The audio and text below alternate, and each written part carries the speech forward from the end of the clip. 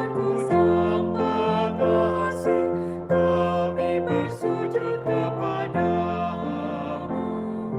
Doakan kami pada Bapa, karena kasih-Mu yang berlimpah. Doakan kami pada Bapa, karena kasih-Mu yang berlimpah.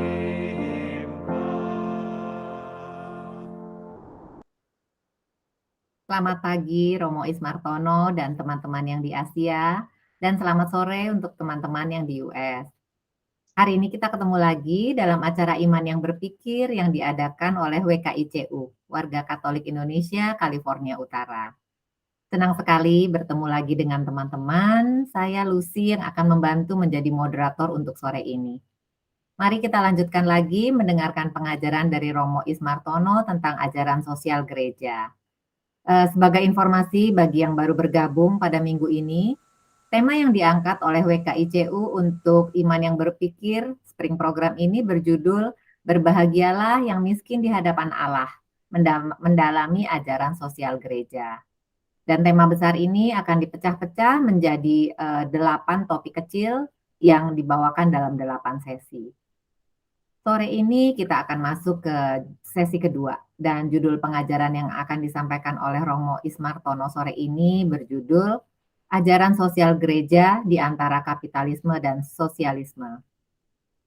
Sebentar lagi kita akan memulai pengajaran sore ini, tetapi dinamika pengajaran kita sore ini agak berbeda. Romo akan memberikan dulu penjelasan sedikit pengulangan mengenai apa yang diajarkan minggu lalu. Kemudian Romo akan memberi kesempatan untuk tanya jawab. Setelah itu Romo akan melanjutkan dengan pengajaran yang judul hari ini, dan kemudian Romo akan memberikan lagi kesempatan untuk tanya jawab. Waktu kita hari ini kurang lebih 1 jam, dan kita bisa mulai sebentar lagi. Romo, kita sudah siap, Mo? Baik, Bu Lucy, terima kasih. Minta tolong dibuka dulu dengan doa, Mo. Setelah itu Romo silakan mulai. Terima kasih, Mo. Membuka dengan doa. Dalam nama Bapa dan Putra dan Roh Kudus. Amin. Tuhan Yesus, Engkau pernah berkata bahwa bila 2 orang atau lebih berkumpul atas nama-Mu, Kau ada di sana. Kami berkumpul di sini atas nama-Mu. Bukalah pikiran kami, agar kami dapat menemukan-Mu sebagai Sang Kebenaran. Gerakkanlah hati kami, agar kami dapat menginginkan berjumpa dan disemangati oleh-Mu dalam berkehendak baik. Dan semoga Kau gerakkan tubuh kami bersama-sama sebagai umat Allah untuk melakukan pekerjaan yang baik dan benar, sehingga hidup kami dapat menjadi kegembiraan bagi diri kami sendiri, menjadi berkat bagi sesama, dan menjadi kemuliaan bagi Allah sepanjang segala masa. Amin. Dalam nama Bapa dan Putra dan Roh Kudus. Amin.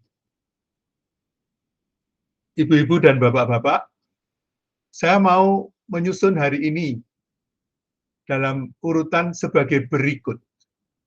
Pertama, saya membuat slides yang saya beri judul jembatan, yaitu jembatan antara pembicaraan yang lalu dan hari ini dengan tema yang sudah ditentukan.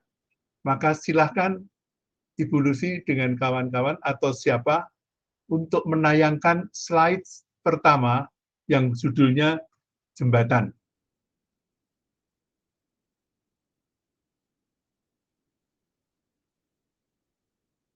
Ya, jembatan ini adalah bahan ringkasan dari yang lalu. Yang selalu saya mengaturkan kepada Anda 10 nilai atau asas ajaran sosial gereja. Ringkasannya begini, ya.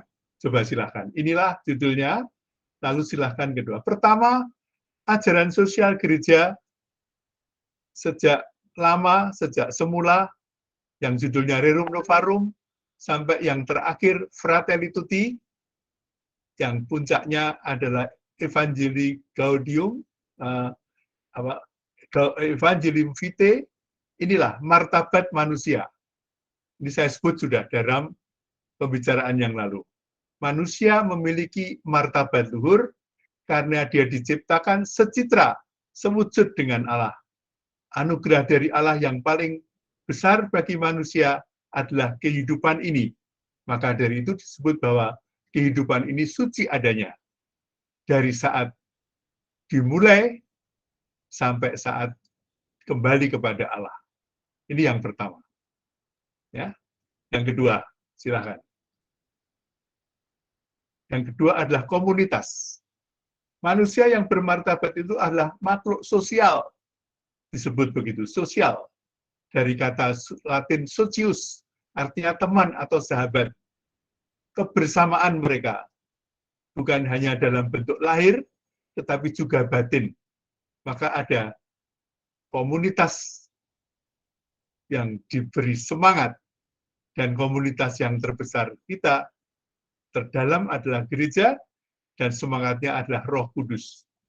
Hubungan batin itu dapat dikembangkan sehingga menjadi hubungan batin yang mendalam.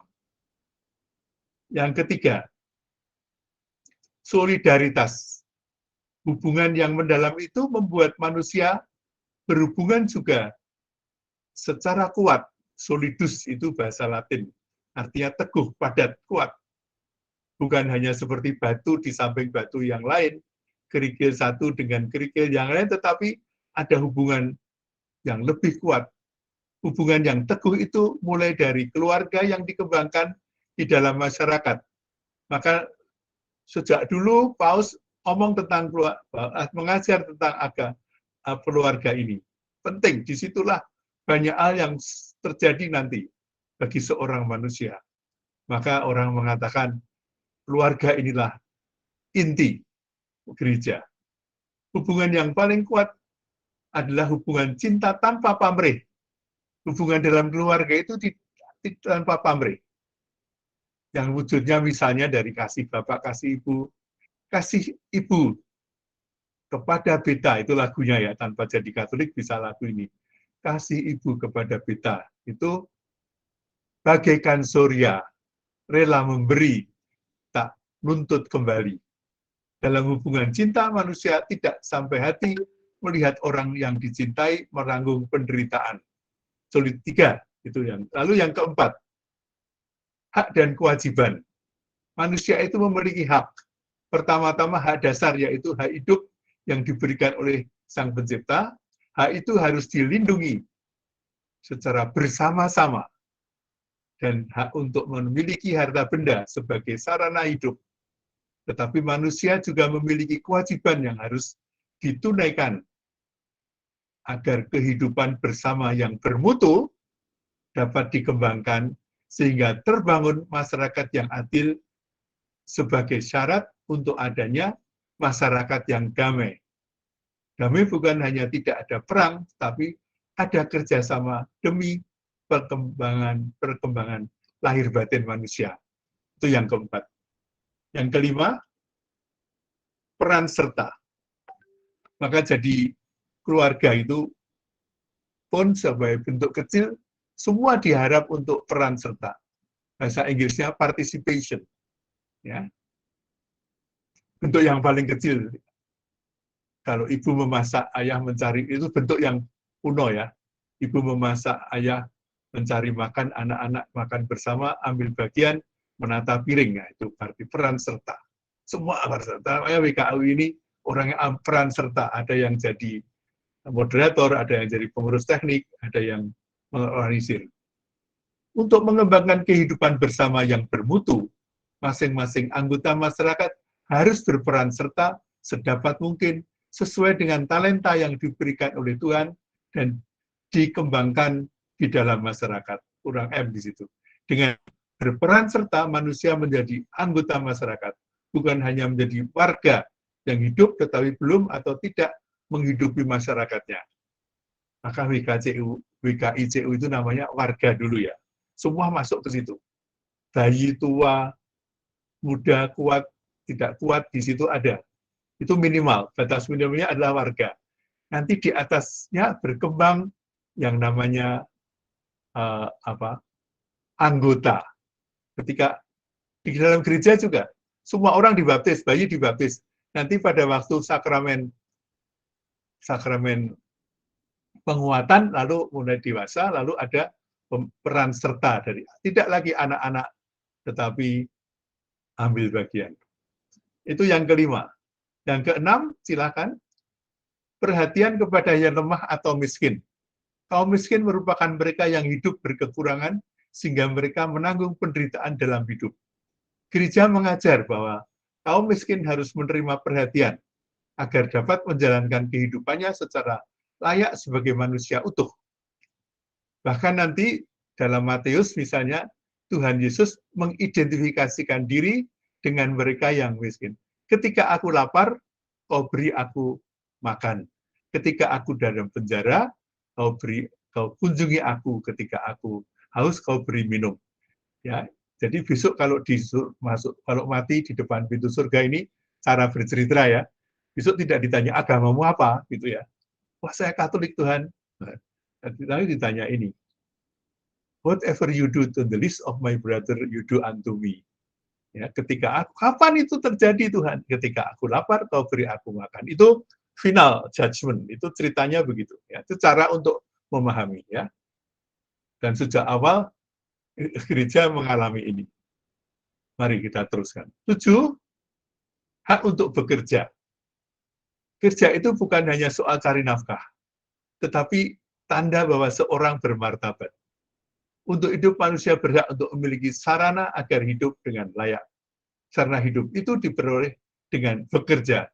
Kepada manusia harus diberi upah yang layak agar dapat menghidupi keluarga dan hidup sebagai makhluk yang berbudaya. Jadi hak untuk bekerja ini nanti dalam, kalau sudah sempat, sudah ada dalam ringkasan minggu lalu yang saya edarkan. Lalu juga kalau mau itu laboran exertion. Bekerja itu hak manusia. Jam yang 8, silakan, pemerintah yang berwibawa. Kalau kita bertemu di sebuah lapangan, itu namanya kerumunan. Kalau kerumunan itu mulai ada yang menghubungkan satu sama lain, itu menjadi komunitas. Kalau komunitas itu mau teratur dan tertib, maka jadilah organisasi. Dan itu organisasi yang diharapkan berperan adalah keluarga, negara, pemerintah. Ya, maka dulu sebelum ada BKICU, ini saya dalam renungan saya ya, itu orang-orang Indonesia di California ini merupakan kelompok tersebar, tidak ada satu hubungan, tidak ada hubungannya Katolik ya, tapi itulah mungkin dalam bahasa Inggris disebut crowd. Crowd itu orang bersama-sama tapi tidak berkomunikasi dengan intens. Saya mau naik kereta api, duduk di peron, di situ itu tidak omong dengan yang lain, itulah kerumunan. Tapi komunitas itu ada kebersamaannya. Komunitas itu dari kata Latin munere, artinya beban. Ada beban bersama, ada alat yang mempersatukan. Nah, itulah yang kemudian bisa jadi organisasi. Ya, masyarakat merupakan kehidupan yang anggotanya adalah pribadi-pribadi yang bebas, tetapi tertib. Ya. Tertib kata 2 ini. Ya. Pemerintah menjaga agar kebebasan itu dijaga dan ketertiban dilaksanakan. Untuk itu diperlukan kewibawaan untuk mengatur. Kewibawaan itu bersumber pada anggota-anggota masyarakat itu sendiri. Satu, diserahkan kepada seseorang untuk memimpin. Melalui pemerintah yang berwibawa, martabat luhur manusia dijaga dan hak asasi manusia dilindungi. Ini gereja omong sejak dulu, sejak Rerum Novarum, nanti sampai sekarang ini. Dan pemerintah-pemerintah negara ini juga bisa berorganisasi satu sama lain. Misalnya dalam PBB, yang dalam pembicaraan yang lalu sudah disinggung juga. Nomor 9, subsidiaritas namanya ya. Supaya kebawaan tidak menjadi kekuasaan yang sewenang-wenang, jadi kalau saya dalam sebuah dusun di Asia ini menyerahkan kekuasaan saya kepada seseorang untuk mengatur bersama-sama, orang itu mendapat kekuasaan dan dia bisa bertindak sewenang-wenang. Maka gereja mau supaya dia tidak sewenang-wenang, tidak hanya berkuasa tetapi berwibawa. Supaya kewibawaan tidak menjadi kekuasaan yang sewenang-wenang, kedudukan di atas yang terdapat di dalam pemerintahan hendaknya tidak campur tangan atas atau mengambil alih peran mereka yang berada pada kedudukan di bawahnya. Ya, jadi ada lapis-lapis kehidupan itu, yang paling atas jangan menyangani semuanya. Kalau yang bawah sudah bisa, yang tua tidak, yang di atas tidak usah campur tangan. Kalau anak-anak sudah bisa mencuci piring, ibu tidak usah mencuci piring. Ya, supaya dia mengalami yang disebut bantuan dari subsidi dari ibu itu. Dan itu banyak sekali dalam kehidupan. Nomor 10, perawatan bumi. Ini menjadi menarik dan mencolok meskipun sudah disebut lama pada ajaran sosial gereja yang berjudul Laudato Si yang sekarang ini sedang menjadi pokok perhatian kita. Kesadaran bahwa bumi tempat manusia hidup bersama ini mengalami kerusakan yang parah. Parah kurang baik di situ. Bumi bagaikan seorang ibu yang diperkosa habis-habisan dan menjerit secara keras. Itu kalimatnya jelas sekali dalam Laudato Si ya. Jadi ibu bumi yang menjerit. Manusia yang menjadi penghuni bumi ini merupakan pelaku kerusakan yang paling besar di samping yang terjadi karena bencana alam. Ini pendidikan ilmu ya, bukan penemuan saya sendiri. Nah, itulah 10 asas, 10 nilai yang minggu lalu saya aturkan kepada Anda. Saya mau berhenti sebentar. Kalau ada seorang yang mau tanya atau memberi komentar, ada waktu 5 menit paling lama. Silakan Bu Lucy untuk memimpin. Baik Romo, terima kasih. Ya teman-teman, barusan adalah sedikit pengulangan dari ajaran yang diajarkan Romo minggu lalu. Apakah ada yang mau ditanyakan? Karena setelah ini pengajaran berikutnya akan berhubungan dengan yang minggu lalu. Silakan kalau ada yang mau komentar atau tanya, silakan langsung unmute.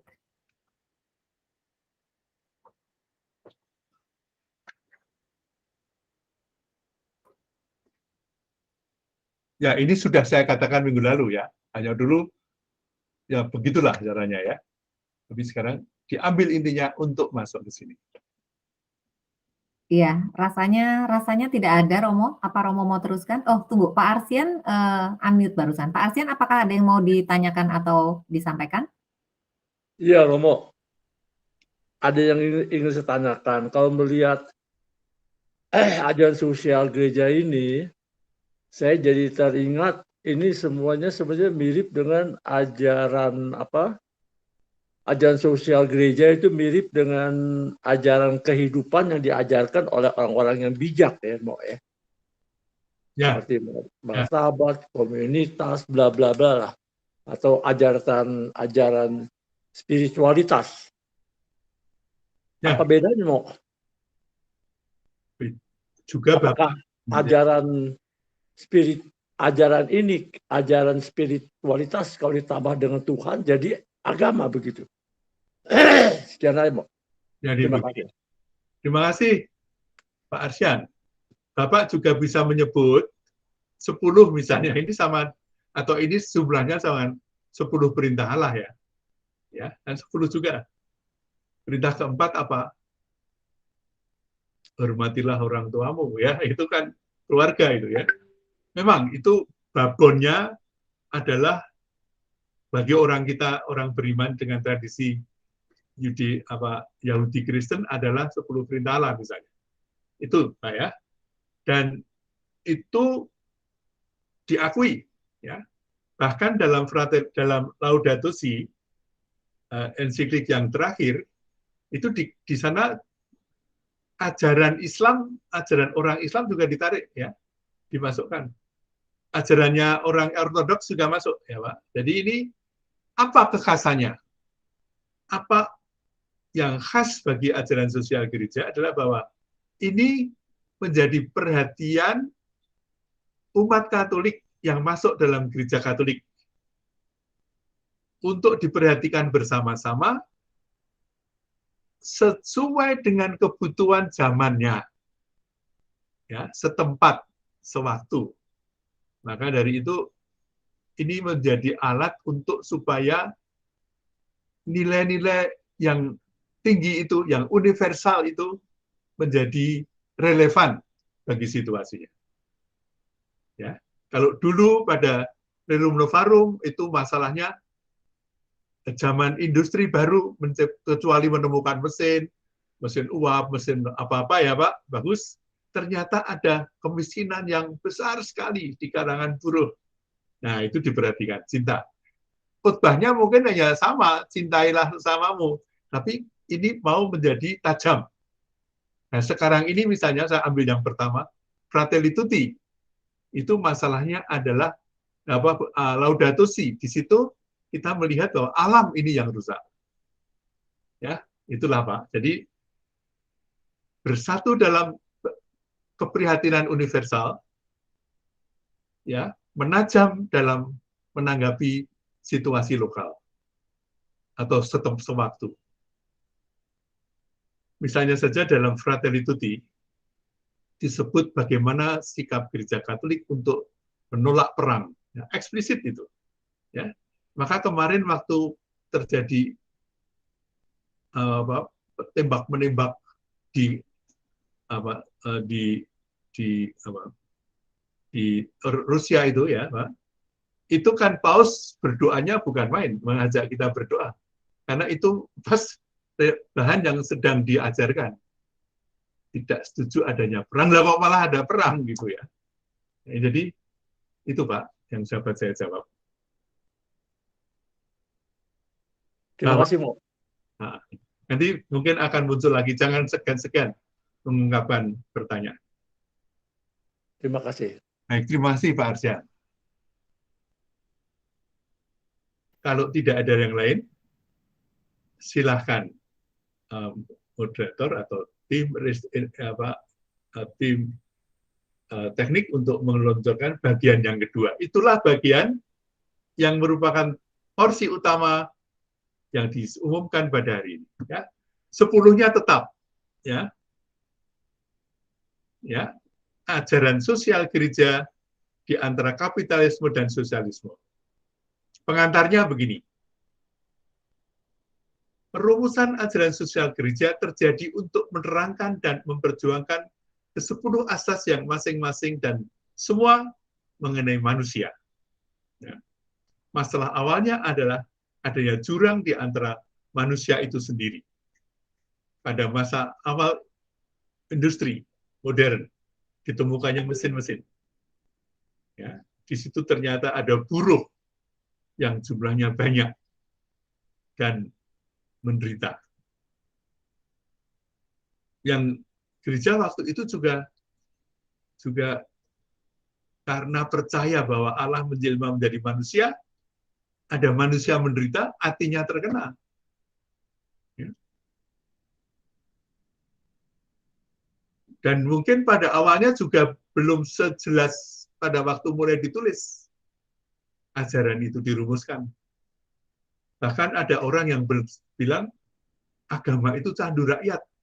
Karena ketika rakyat yang menderita itu mengalami kemiskinan yang berat sekali, gereja diam saja. Agama diam saja. Ya, ini sejarahnya digambarkan sederhana. Maka ajaran sosial gereja itu tanda ini, memperhatikan manusia. Kalau dilihat dari ajaran yang awal, karena mengalami juga evolusi, itu kapitalisme dan sosialisme itu merupakan ancaman bagi manusia. Ini sementara kita sebut gitu, nanti kita lihat dalam rumusan. Mari, halaman kedua. Mari kita lihat sebentar ya pergeseran ini. Apakah ini bisa dibaca? Kalau ini bisa dibaca dengan jelas ya. keprihatinannya diucapkan oleh Pius dalam kesempatan apa? Itu yang saya mau tunjukkan secara jelas. Ya. Pada tahun 41, Paus Pius ke-12 itu melalui pesan radio dari Vatikan mulai mengatakan bahwa ada kewajiban sosial kepemilikan harta susunan masyarakat baru demi perdamaian. Jadi ketika bingung dengan banyak orang menderita itu, Paus hanya bilang kita perlu damai. Kita perlu damai. Karena ketika melihat orang yang punya kapital, itu artinya modal, dan punya pabrik-pabrik tenun misalnya, dia membuat produksi besar, maka ada buruh yang tidak mempunyai pekerjaan yang cukup.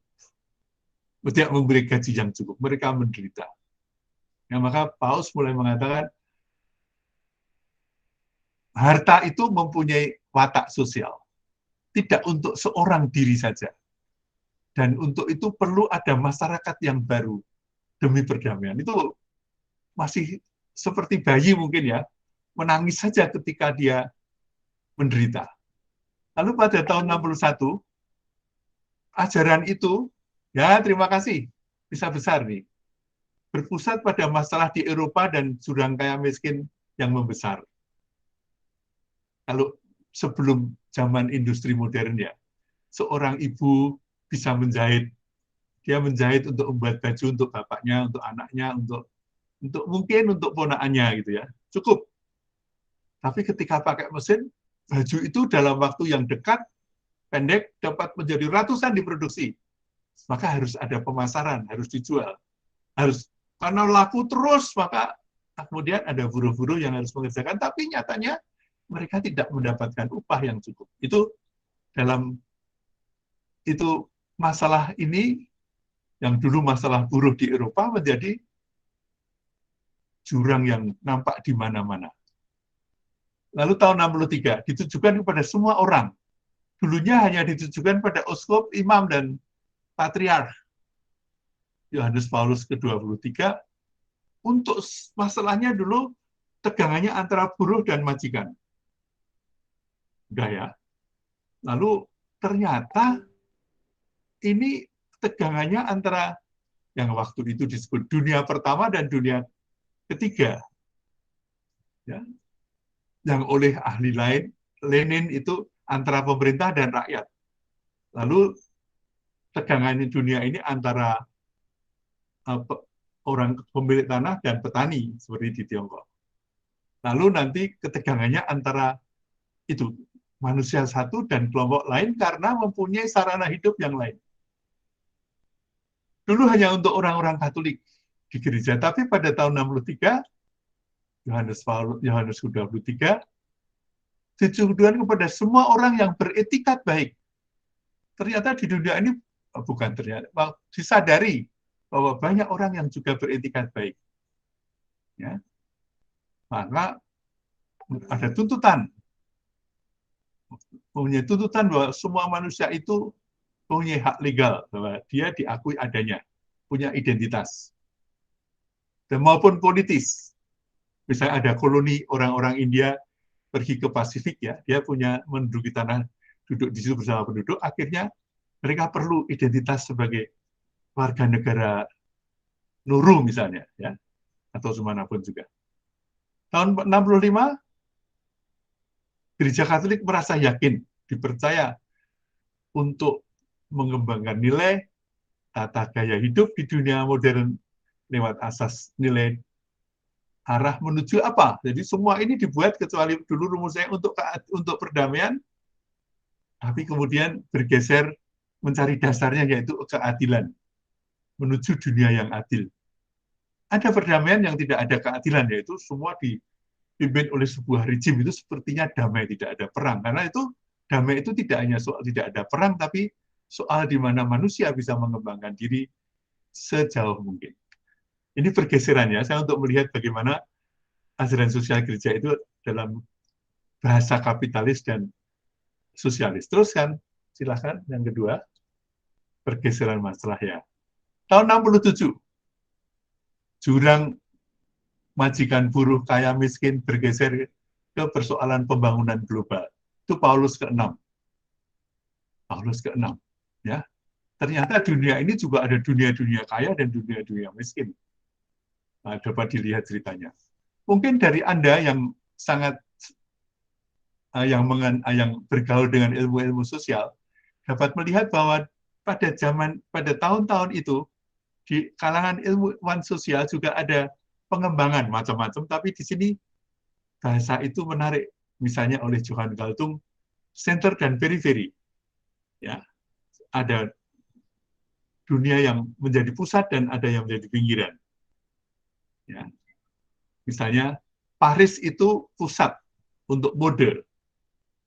Lalu ada pinggiran yang bukan Paris, itu pusat di pinggiran untuk mode. Jakarta itu adalah pusat tapi di pinggiran. Lalu di pinggiran ada yang pinggiran di pinggiran. Nah ini tak mustahil ya, Paulus zaman ini sudah menjadi pembicaraan di luar gereja juga, pembangunan global ini. Lalu tahun 71, ini yang menarik, ada pemikiran yang berubah, yaitu metode berpikir induktif, menganjurkan gerakan. Jadi kalau dulu, Paus, para ahlinya berdoa dan lalu mengatakan bahwa Tuhan itu mencintai manusia, gitu ya. Itu kan dari mana kamu tahu? Ya dari visi yang diberikan Tuhan. Itu namanya, kemudian orang mengatakan, maka kamu harus mencintai satu sama lain. Ini perkataan deduktif. Jadi ada rumusan dan orang mengambil rumusan itu untuk menjadi pedoman hidupnya. Tapi sejak 71, Gereja Katolik memakai metode begini. Lihat lingkunganmu. Ternyata lingkungan saya itu banyak petani yang tidak punya tanah, banyak tuan tanah yang menjadi juragan-juragan untuk ngijon dan sebagainya. Nah, dari situlah disitulah apa artinya mencintai. Ini metode induktif ya. Dan mengajarkan setelah kamu tahu bergeraklah. Itu Yohanes ke-23 dalam ensiklik Octogesimo Adveniens. Ringkasnya sudah saya serahkan kepada Anda minggu lalu. Yaitu 80 tahun setelah Rerum Novarum. Jadi selama 80 tahun itu bergumul untuk membuat perumusan dan melihat kenyataan, dan ini jangan merumuskan melulu. Kamu juga harus bergerak. Maka Paus ini bilang, ayo ada gerakan. Nah, lalu mulai tahun 87, itu rumusannya mulai mengkritik kapitalisme liberal. Saya sebut kapitalisme liberal. Karena kapitalisme sudah tidak seperti dulu, ya, tidak seperti zaman ketika industri modern berawal. Dan sosialisme mengkritik kapitalisme dan sosialisme. Nanti kritiknya akan saya tunjukkan pada urutan yang berikut. Dan pada tahun itu juga disebut struktur dosa. Kalau saya mengambil duit kantor saya, itu saya berdosa. Tetapi kalau itu dibuat terus-menerus, itu menjadi sistem yang berdosa. Tapi ternyata kantor saya ini kantor penjahat. Nah, itu strukturnya di situ. Kantor itu kita itu punya struktur dosa. Bukan hanya manusia berdosa, tapi ada, kalau masuk dalam lingkungan itu, saya berbuat seperti itu. Paus mengatakan, rombak itu, struktur dosa itu. Dosa sosial disebutnya. Tahun 91, ini entah kebetulan, ada yang bilang itu kebetulan tuh, ada yang bilang memang itu runtuhnya komunis di Eropa Timur, itu adalah runtuhnya sosialisme. Dan itu dalam Centesimus Annus disebut, Yohanes Paulus, yang minggu lalu saya singgung sedikit. Ya. Ada yang menolak ini, tapi bahwa nyatanya sistem sosialisme yang dijadikan struktur dalam negara, negaranya runtuh. Nah, sekarang yang ketiga. Di sana tahun 2015, dunia mengalami kerusakan hebat. Ini disadari. Ya, bumi menderita secara luar biasa. Perubahan yang sangat cepat ditambah meningkatnya irama hidup dengan percepatan. Semua mau cepat. Lalu Paus Fransiskus dalam Laudato Si. Dan tahun 2020, ternyata manusia itu membutuhkan satu kebersamaan, dan itu mutlak. Karena kalau kita tidak bersama-sama, kita akan hancur bersama. Maka ada pilihan itu, hancur bersama atau musnah bersama, atau survive bersama. Nah, Fratelli Tutti ini membaca semuanya dari kebersamaan itu. Maka Injil yang ditutup adalah orang Samaria yang baik. Paulus menceritakan tidak hanya orang Samaria yang baik, tapi orang-orang Samaria yang baik, yaitu pemilik penginapan dan sebagainya. Jadi dilihat sebagai kebersamaan. Inilah pergeseran dulu ya, bahwa para pembaca di luar gereja merasa Paulus ini kerap kali diam saja terhadap kapitalisme. Kerap kali dia mengkritik habis-habisan. Dan juga mengkritik sosialisme, meskipun sosialisme sudah berkembang. Ya, maka saya mau melihat sekarang dalam slide yang berikut ini, bagaimana dilihat dari kesepuluhan tadi. Ya. Mari kita lihat bahwa dalam ensiklik sendiri diakui ada perubahan. Ya. Sosialisme, ini Quadrigesimo Anno, ya, yang oleh pendahulu kami Paus Leo ke-13, dirasa perlu untuk dikecam secara khusus, ya. Sejak zaman beliau telah berubah, tidak kalah mendalam dari bentuk kehidupan ekonomi. Jadi dulu cara berpikir sosialis itu kan merebut alat industri, sama rata sama rasa, tapi nyatanya semua jadi miskin bersama. Ya. Itu sudah berkembang. Sebab sosialisme yang ketika itu hampir dapat dianggap sebagai hanya satu sistem saja, dan mencakup ajaran-ajaran tertentu yang dapat dikembalikan kepada satu badan ajaran, sejak itu terbelah terutama menjadi dua pihak yang sering saling berlawanan, bahkan bermusuhan dengan sengit. Tetapi sementara itu keduanya tetap bersikeras mempertahankan posisi yang bertentangan secara mendasar dengan kebenaran Kristiani, posisi yang semula merupakan ciri khas sosialisme. Apa itu? Mari kita lihat selanjutnya. Begini dulu. Kritik terhadap kapitalisme dan keturunannya. Ini dalam Quadrigesimo Anno. Saudara-saudara yang terhormat, putra-putri terkasih, konsekuensi-konsekuensi mutakhir semangat individualis dalam kehidupan ekonomi lah yang Anda saksikan dan sayang saya sendiri persaingan bebas telah menghancurkan diri, dan sayang sendiri persaingan bebas telah menghancurkan diri. Diktator ekonomi menggantikan pasar bebas. Begitu pula ambisi yang tak terkendali untuk berkuasa menyusul keserakan akan untung seluruh kehidupan ekonomi secara menyedihkan menjadi keras, tegar, dan kejam. Ini Paus mengkritik sosialisme, mengkritik kapitalisme. Tetapi kemudian dia melanjutkan, saya baca yang saya merahi, merosotnya keagungan negara. Ini keras sekali bahasa ini ya. Nanti Anda bisa melihat dalam bahasa Inggris ya. Merosotnya keagungan negara. Negara dulu kan diharap akan menjadi unsur yang berfungsi mengeseimbangkan ya masyarakat. Sesungguhnya seharusnya berkedudukan tertinggi sebagai ratu dalam hakim tertinggi, sama sekali tidak memihak siapapun dan penuh perhatian terhadap kesejahteraan umum dan keadilan semua tawa, berubah menjadi budak belian, hanyut terombang-ombang oleh hawa nafsu dan kerakusan manusia. Ini kritik terhadap kapitalisme dan keturunannya. Ya. Ini dia hanya mau mengatakan bahwa saya hanya mau mengatakan ajaran sosial ini mengkritik kapitalisme yang primer, yang asali. Ya. Tapi dalam perkembangan nanti kita lihat. Silahkan slide berikutnya. Lalu pada waktu itu Paus ini juga bagaimana jalan tengah? Kan dari sosialisme juga banyak yang baik. Manusia bersaudara, sosius satu sama lain. Kapitalisme juga baik. Coba tidak ada kapitalisme, tidak ada pengembangan studi dalam pengobatan, transportasi juga, pesawat terbang, dan banyak hal yang diakui bersama. Bagaimana kalau kita jalan tengah? Ini pertanyaan ini jawaban tertulis dari Paus untuk tema hari ini, yaitu apa? ada orang, ayo kita ambil jalan tengah saja yuk, gitu. Ya, ambil yang baik dari sini, baik dari sana. Tidak, Paulus bilang gitu. Ayo apa itu? Coba kita lihat ya.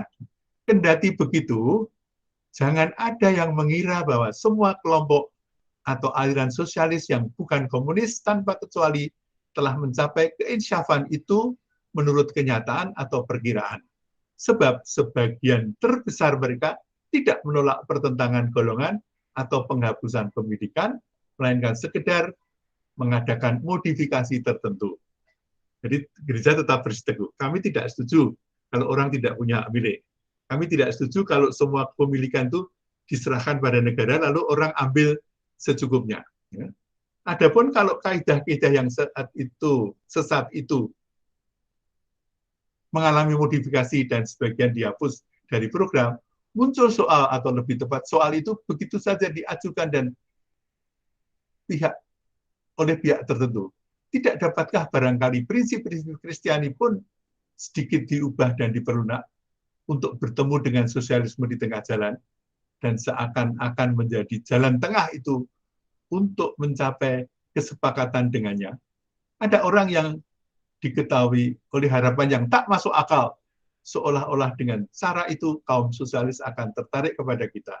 Jadi ada orang yang, ayo kita ambil saja sosialisme, biar mereka tertarik pada kita. Enggak, karena dia tetap menolak hak milik dan mengakui konflik. Harapan itu sia-sia belaka. Mereka yang hendak merasul di kalangan sosialis harus mengakui kebenaran Kristiani seutuhnya dan sepenuhnya secara terbuka dan jujur, dan bagaimanapun juga jangan berkerompoi dengan kesesatan.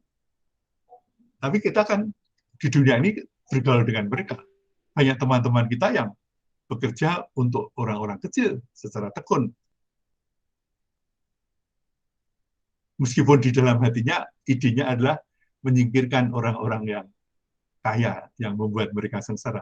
Gereja Katolik bilang begini, kalau saya rumuskan secara sederhana, baiklah, karena kamu setiap hari akan bergaul dengan mereka, bekerja sama dengan mereka, jangan itu di-stop, tapi coba panggilan menjadi garam dunia itu. Kalau memang sungguh ingin menjadi duta Injil, hendaklah mereka terutama berusaha menunjukkan kepada kaum sosialis bahwa tuntutan sosialis sejauh memang tepat, jauh lebih kuat didukung oleh prinsip-prinsip iman Kristiani yang jauh lebih efektif ditopang oleh kekuatan cinta kasih Kristiani. Jadi katanya begini ya, nanti ada rumusan. Kaum kapitalis disuruh apa, kaum sosialis disuruh apa. Sosialis dibilang, kamu baik, menolong rakyat, perataan. Tapi ingatlah, semua itu akan menjadi lebih baik kalau kamu pakai semangat Kristen. Itu anjurannya. Ya. Terus halaman berikut. Ini Quadrantissimo Anno. Ini menulis demikian. Saya ambil dulu rumusannya, nanti refleksinya. Maka sekarang ini, kalau kita bergaul terus dengan kaum sosialis, maka hendaklah kaum buruh maupun para majikan dengan tenaga terpadu dan melalui musyawarah, berusaha mengatasi kesulitan-kesulitan dan kendala-kendala. Hendaklah penyelenggaraan yang bijaksana dari pihak perintah membantu mereka dalam usaha yang begitu bermanfaat. Akan tetapi kalau terjadi krisis hingga memuncak, akhirnya perlu dipertimbangkan apakah perusahaan dapat dipertahankan atau kepentingan para buruh diurus dengan suatu cara lain. Kalau kaum sosialis secara implisit mengatakan kalau berantem itu siapa menang itulah yang akan meneruskan perusahaan gitu ya. Tapi kalau kita bilang begini, dalam situasi semacam itu yang pasti sangat gawat, cita rasa persaudaraan yang erat dari kesepakatan Kristiani harus diunggulkan dan berfungsi secara efektif antara para majikan dan kaum buruh.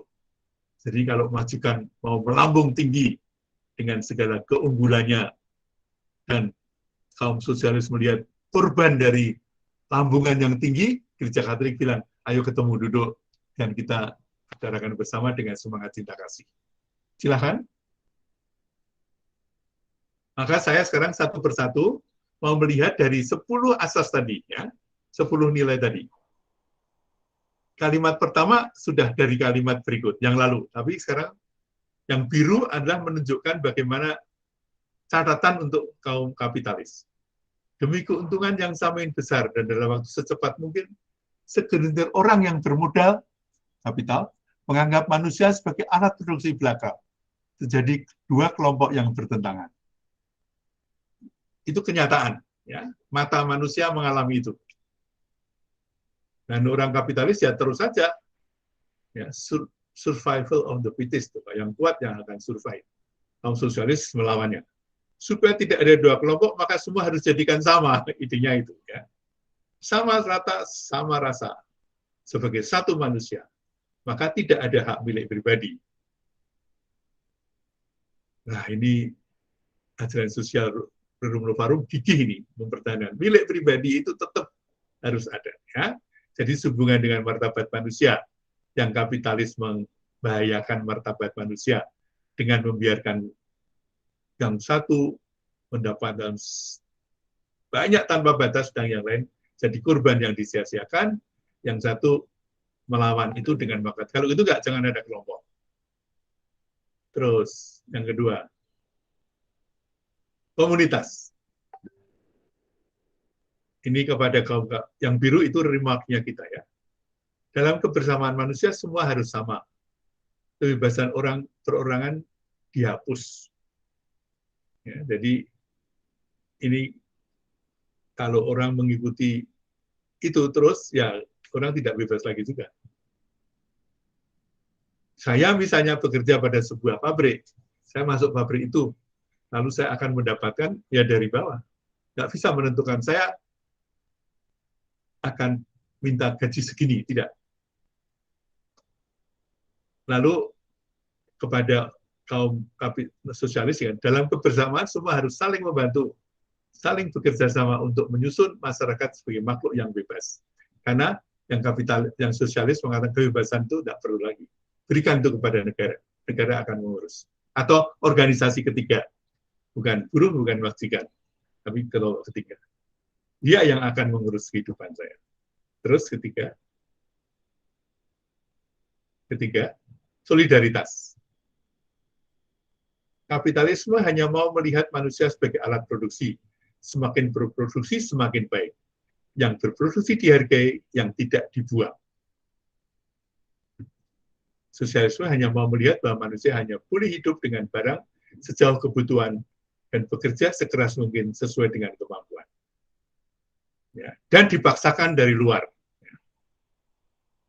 Terus, kapitalis dan sosialis terhadap hak dan kewajiban kapitalisme. Hak manusia dikaburkan dengan keinginan manusia. Pengen ini, pengen itu, produksi ini, produksi itu. Limbahnya besar, urusan lain. Ya. Tapi sosialisme bilang, manusia harus menjalankan kewajibannya, sedang hanya akan dipenuhi oleh negara. Kerja keras, hasilnya untuk dikumpul untuk negara yang membagi, sehingga semua nanti rata. Ya. Terus, 5, peran serta. Kapitalisme tidak menghargai peran serta. Keputusan-keputusan dirancang dan dilaksanakan tanpa memperhitungkan korban yang memiliki berbagai hak yang dihapus, dihormati. Yang harus dihormati. Dengan kapital yang dimiliki, dia beli kekuasaan pemerintah, undang-undang, pemilihan pejabat negara, dan sebagainya. Dia masuk dalam bahasa yang disebut demokrasi. Tapi untuk menguasai demi berkembangnya kapital mereka. Dalam hal ini, model sosialis tidak berbeda ini. Dalam peran serta ini, ajaran sosial gereja mengkritik dua-duanya. Ya. Kan kalau orang dulu dikatakan, kalau orang dari negara kapitalis membuat sebuah tank, dan negara kapitalis membuat sebuah tank, kan itu bajanya sama, teknologinya sama, harganya sama. Dan ditentukan oleh sebuah otak yang sama. Hanya ada orang-orang lain yang harus melaksanakan itu. Itu bukan peran serta. Peran serta itu ikut menentukan plan. Itu cita-citanya. Nomor 6, perhatian kepada lemah atau miskin. Model-model kapitalisme sepertinya memberi perhatian kepada yang lemah dan yang miskin, sejauh mesin kapitalisme itu dapat berjalan. Jadi kapitalisme itu sudah berkembang dalam tahun ke tahun ya, sampai seabad. Dia sendiri akhirnya juga memperhatikan suara-suara cara berpikir atau model sosialis, dan dia mau ya yang kecil diperhatikan. Tapi ternyata itu sejauh lingkungannya sendiri, sejauh yang kecil itu mengambil bagian dalam memutar mesin kapitalisme itu. Pusat-pusat mereka memperhatikan kaum pinggiran yang ada di sekitar mereka sejauh diperlukan untuk menunjang keberadaan mereka. Pertambangan itu yang nampak ya di negeri kita, di negeri sini ya. Itu ada jaminan sosial untuk orang sekitar hidup di tambang itu. Kalau sebuah pertambangan tahilnya itu merusak alam, lalu masuk ke laut, lalu mematikan pencarian nafkah bagi nelayan, ya hanya tempat nelayan itu saja diperbaiki. Tapi yang lain, model-model sosialis sepertinya mulai dari mereka yang pada waktu munculnya nampak pada diri buruh dan yang miskin. Tetapi usaha mereka adalah membuat mereka berhadapan dengan pemilik modal, pemilik alat produksi untuk merebutnya. Ini yang gereja tidak setuju. Orang mempunyai kapital, membuat sebuah pabrik, mempunyai para buruh, buruhnya kurang mendapatkan kesejahteraan, lalu disuruh bersatu untuk melawan pemilik modal itu. Itu bukan idenya gereja Katolik. Ya.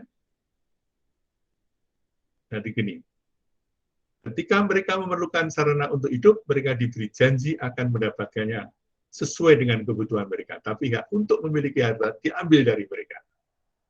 Jadi tidak boleh ada orang kaya yang menentukan apa yang dia kehendaki.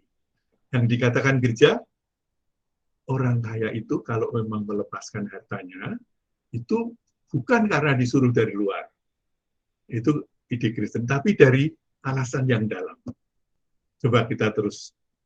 Nomor 7, hak untuk bekerja. Dalam model kapitalis, hak untuk bekerja dibuka secara luasa, secara bebas, secara liberal. Maka nanti ada kapitalisme liberal yang berkembang juga. Tapi untuk sejumlah kecil orang yang dianggap memiliki kemampuan untuk berproduksi dan merebut pasar. Dalam dunia sosialis, manusia harus bekerja, tapi hasil kerjanya langsung menjadi milik negara atau pihak ketiga, dan kebutuhan-kebutuhan anggota masyarakat diurus oleh negara. Ini tidak sekeras, dan istilah ini tidak lagi menjadi bahan debat ya, karena sebuah sistem yang dibangun atas dasar sosialisme itu sudah dianggap runtuh. Tapi nilai-nilai positif dari sosialisme sudah diserap kepada cara hidup sekarang ini. 8.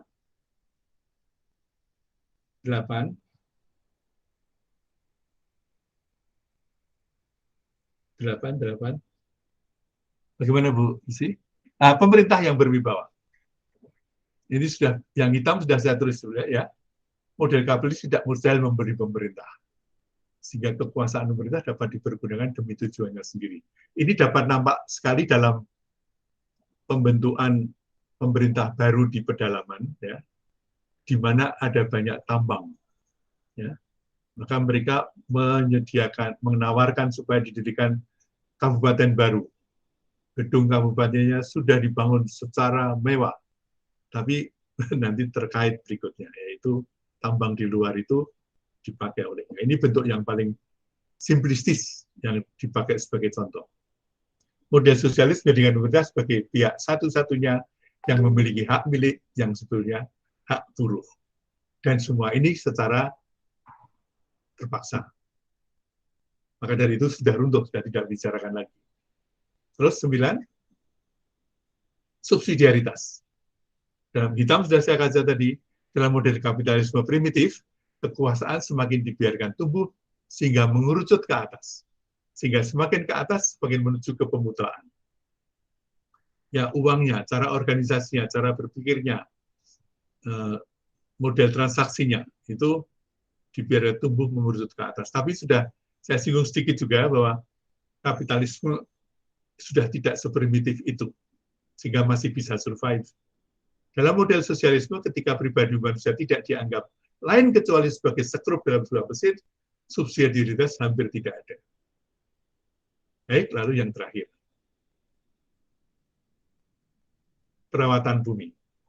Dalam model kapitalis, dalam zaman kesadaran akan bumi yang rusak ini, merekalah yang menjadi penyebab utamanya. Setidak-tidaknya dalam survei. Ya. Jadi CO2 naik, es mencair di kutub, air mengalir. Itu gambaran primitif. Loh, ini siapa yang membuat? Ya siapa lagi kalau bukan yang punya kekuasaan kapital, gitu ya. Dalam model sosialis, perawatan bumi mulai menjadi hal penting karena manusia ini akan selamat bersama atau musnah bersama. Maka bagaimana juga dalam pergumulan selama 1 abad lebih ini, hal-hal yang oleh sosialisme maupun kapitalisme diserap juga oleh ajaran sosial gereja, tapi sekaligus juga dikritik kalau itu sudah tidak mendukung pencapaian perdamaian dan penghargaan akan hidup manusia. Yang terakhir. Nah, inilah keprihatinan yang sekarang ini ya. Ini baru beberapa hari yang lalu ya.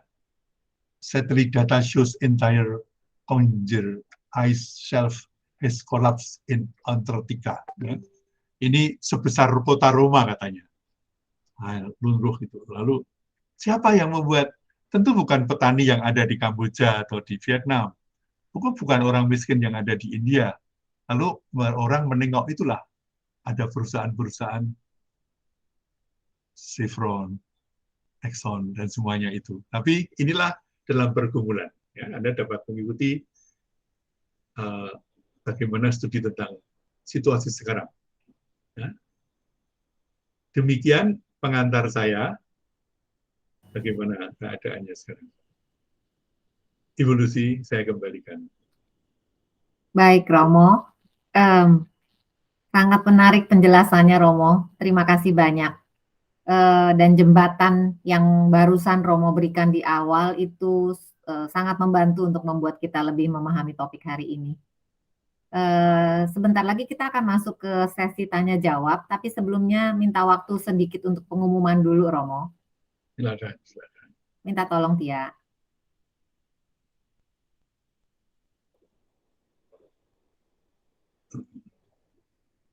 Oke, bagi teman-teman yang ingin berbagi berkat, menabur untuk mensupport kelas-kelas online yang dibuat oleh WKICU, Anda bisa mengirimkan cek payable kepada Marcella Raharjo di alamat berikut ini, atau bisa juga Anda transfer secara elektronik di Zelle ke bendahara@wkicu.org dan diberi catatan IYB.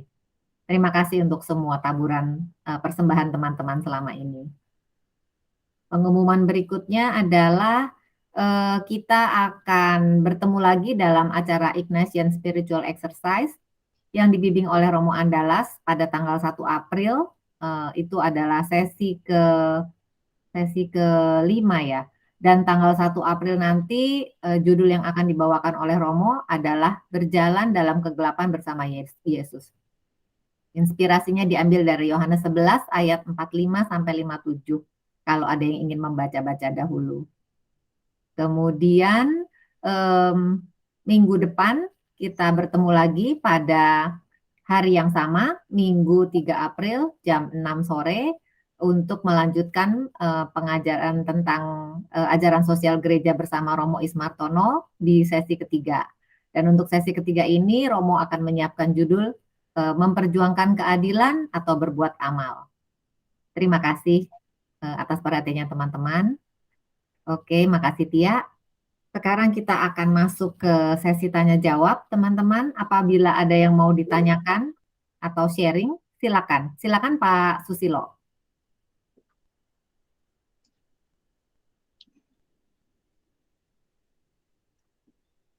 Pak Susilo raise hand. Ya. Silakan Pak Susilo. Romo mempertentangkan ya. Tadi kalau dari uraian Romo itu seolah-olah mempertentangkan secara bipolaritas antara kapitalisme sama sosialisme, antara majikan dan buruh. Sedangkan sebenarnya di antara kedua hal ini, kalau kita lihat sepanjang sejarah ekonomi, itu lama-lama spektrumnya semakin meluas antara kedua polaritas itu. Spektrumnya sangat meluas. Bukan saja spektrumnya luas, tetapi kadang-kadang kita tidak bisa membedakan lagi mana yang kapitalis, mana yang sosialis. Karena seolah-olah mereka berkelindan satu sama lain. Jadi kita nggak bisa secara tegas, oh ini sosialis kapitalis, kalau sosialis begini, kapitalis begini. Saya kasih contoh begini. Pada waktu abad ke-17 juga, the age of adventure itu waktu itu justru yang memegang peranan dulu kan antara raja sama petani. Semacam kayak raja dan petani, terus di tengahnya ada tentara dan sebagainya. Nah ini lama-lama itu raja bahkan kalah kayaknya dengan para pedagang. Misalnya VOC. Itu waktu saya ke Belanda itu VOC ada gedungnya sendiri, rumahnya bagus, dan mereka seolah-olah negara dalam negara. Bahkan raja pun ikut saham. Kalau dia misalnya mau ke Indonesia tuh raja ikut saham. Jadi dengan perkembangan protestantisme pada saat itu, kapitalisme itu berubah bentuk, bukan lagi bentuk feodal, tetapi perdagangan. Terus kalau Inggris, East Indian Company, terus di Venesia dan sebagainya. Itu semua dari dikuasai oleh pedagang. Jadi pedagang saat itu lebih berkuasa daripada raja. Ya, itu pada 1718. Tetapi dengan perkembangan sekarang ini saya lihat, malahan pembauran antara kapitalis sama sosialis itu semakin nggak nyata. Contohnya begini, Romo. Terutama yang dilupakan, adanya timbulnya yang disebut middle class, kelas menengah. Itu yang dilupakan dalam perekonomian itu. Middle class itu dulu nggak ada. Yang ada cuma raja, pendeta, satria, buruh, dan petani. Gitulah kurang lebih. Tapi dulu nggak ada middle class. Sekarang justru middle class ini semakin besar. Semakin besar. Terutama untuk anak-anak muda sekarang. Itu termasuk middle class yang dulu nggak ada. Dan middle class ini justru mereka sudah tidak mempertentangkan lagi mana yang sosialis, mana yang kapitalis. Dia sudah nggak mempertentangkan lagi. Mereka membentuk suatu kultur sendiri. Misalnya begini, kalau middle class umumnya disebut juga millennial, the millennials atau 6,0 gitulah kurang lebih.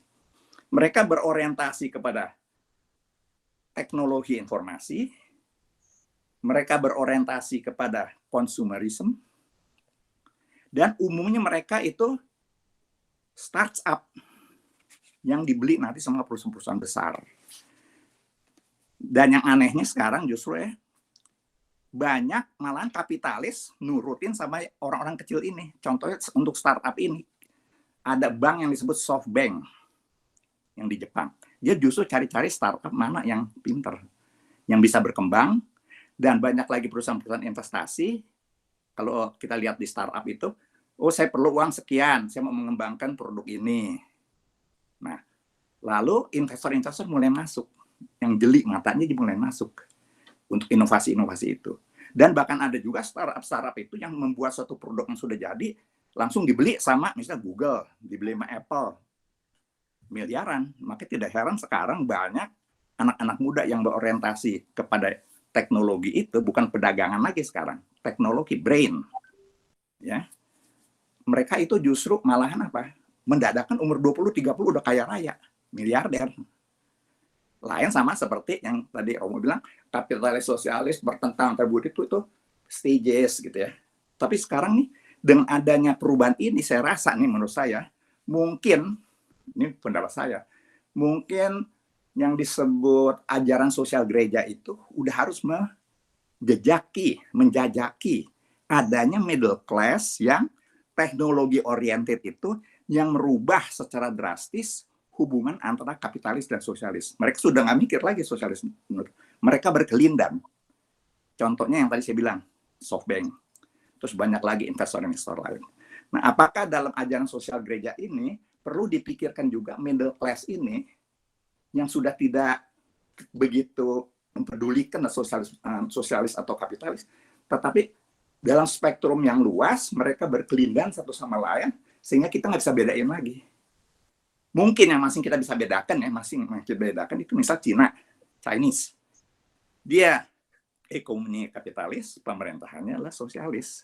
Nah itu yang nyata. Tetapi menurut saya udah liwat lah. Zaman sekarang yang sebelah nih middle class yang teknologi oriented, di mana kapitalis sama startup itu bekerja sama. Apakah ini mungkin nggak Romo untuk ajaran sosial gereja ini diperluas atau belum saatnya atau bagaimana sih, nggak tahu. Atau udah ada gerakan ke arah situ. Sekian Romo. Terima kasih ya, Pak. Betul ya. Terima kasih untuk informasinya. Tapi juga begini, tadi sudah saya katakan, sejak secara formal, dalam Centesimus Annus, sejak Soviet hancur, itu gereja sudah tidak lagi mempergunakan istilah itu. Ya. Tetapi kemudian dalam ajaran sosial gereja yang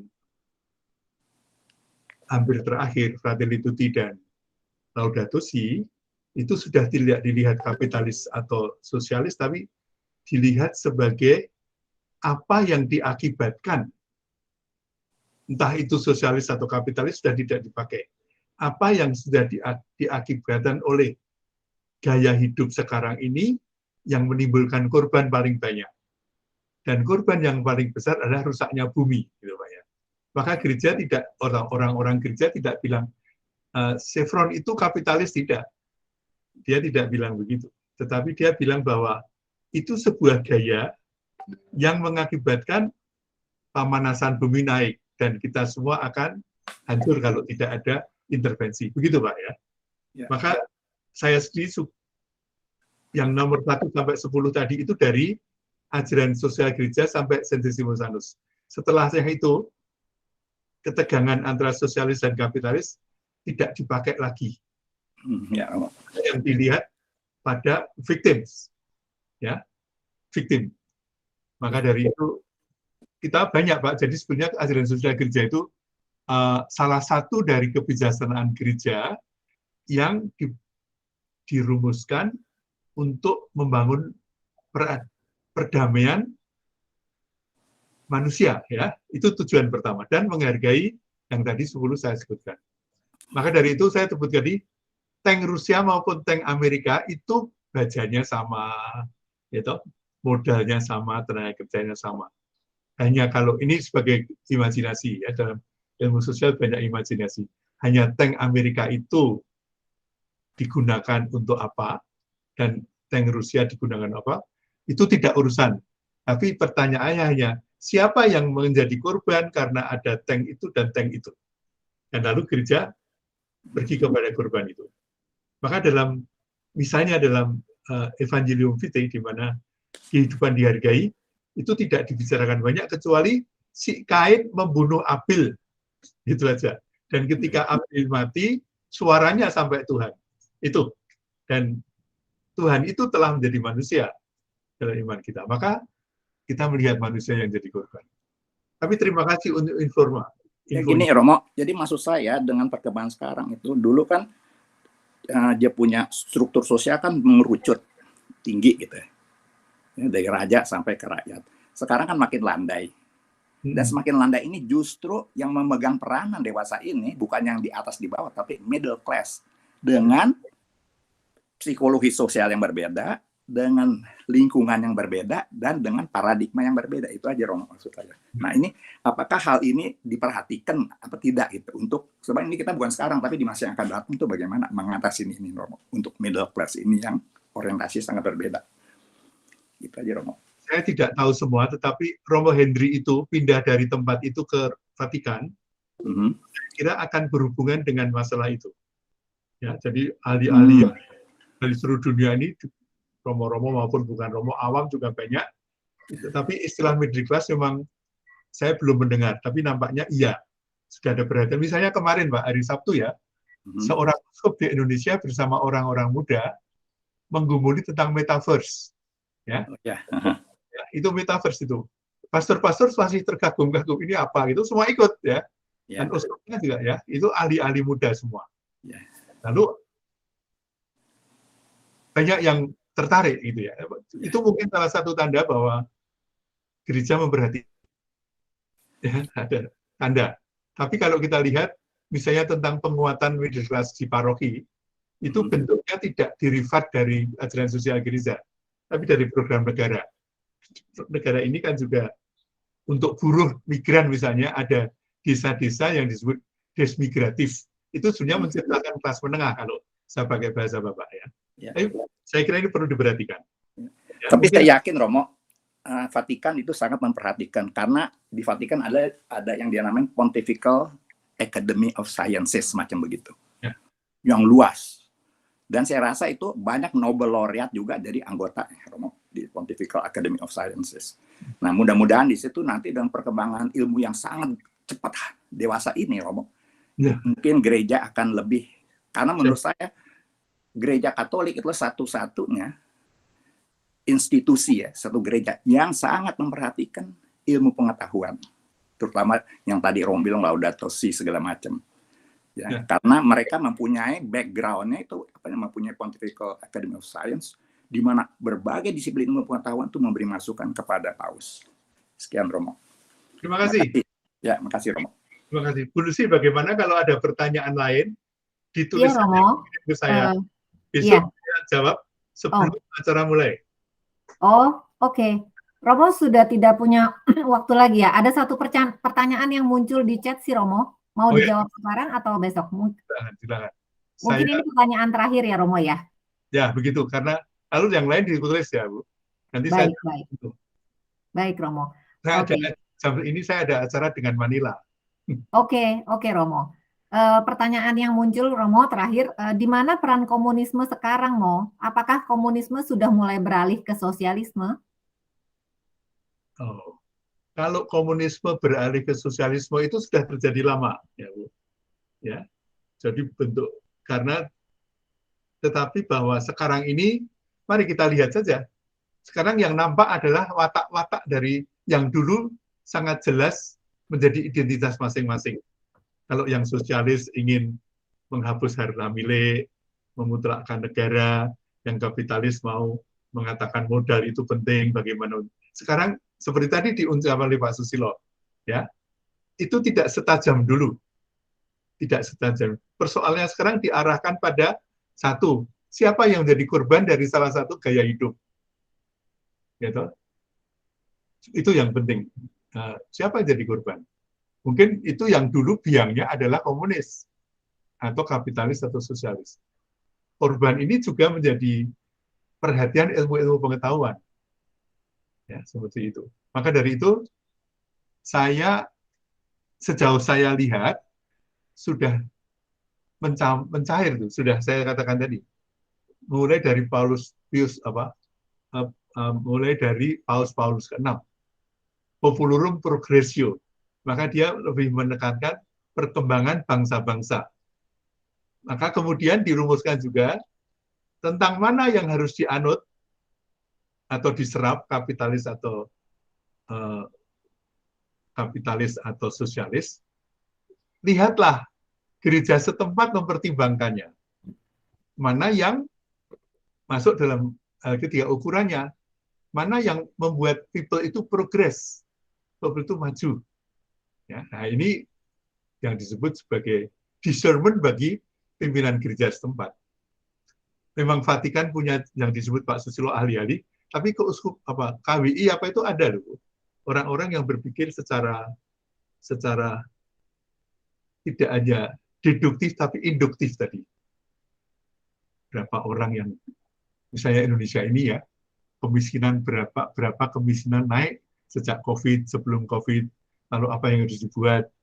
Musuhnya apa, Bu? Satu, sekarang musuh kita bukan komunis atau sosialis, tetapi korupsi. Nah, dana untuk korban COVID aja dikorup, gitu. Itu masalah yang paling besar di sini. Ya. Baik, ya. Baik, Romo. Terima kasih banyak. Terima kasih banyak untuk pengajaran hari ini, Romo. Sorry, tadi saya lupa tanya kepada Romo. Romo hari ini bisa sampai jam berapa? Teman-teman, seperti yang tadi Romo umumkan, kalau ada pertanyaan untuk pengajaran hari ini, Romo akan bersedia menjawab minggu depan. Silakan kirimkan pertanyaannya kepada panitia WKIJU. Romo, terima kasih banyak, Romo. Silakan kalau ada yang mau ditambahkan. Kalau tidak, minta tolong ditutup dengan doa dan berikan berkat buat kita semua, Mo. Ya, saya ambil setulannya ya. Ya, saya tadi berani mengatakan begitu karena yang minggu lalu coba sampai 9/4 Bu ya. Tapi lain kali tidak. Lain kali kita bicarakan. Baik. Marilah kita berdoa. Dalam nama Bapa dan Putra dan Roh Kudus, amin. Tuhan, terima kasih atas anugerah-Mu kesempatan untuk berjumpa. Kami tidak hanya berjumpa, tapi ingin mendalami bagaimana perutusan-Mu bagi kami orang beriman untuk menjadi terang dan garam dunia dapat kami laksanakan dengan baik. Semoga terang-Mu lah yang akhirnya juga menuntun langkah kami. Dan sekarang berkatilah komunitas warga Katolik Indonesia, California Utara ini dengan berkat-Mu. Tuhan sertamu. Dan sertamu juga. Semoga kita semua diberkati oleh Allah yang Maha Kuasa, Bapa dan Putra dan Roh Kudus. Amin. Selamat. Terima kasih Terima kasih, Romo. Romo. Terima kasih Romo. Terima kasih, Lucy.